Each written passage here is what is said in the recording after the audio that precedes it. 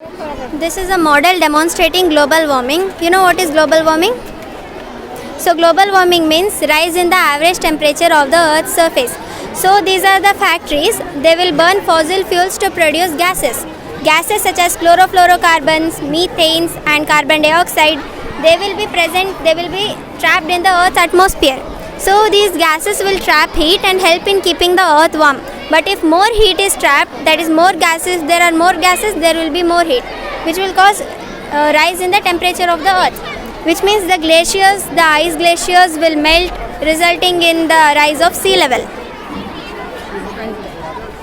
When the result in the sea level rises, then there causes a flood, tsunamis, which cause the destruction in our land, and many sea animals that present in the polar region that will extinct. So we cannot get the animals to sea as now. So we have to protect them. This is Arctic fox, which is already extinct by now. We have to protect these penguins, polar bear, seals to for our future generation. So this model creates awareness in our human beings to avoid the global warming and causes the carbon dioxide gases and methane, and we have to reduce those smokes.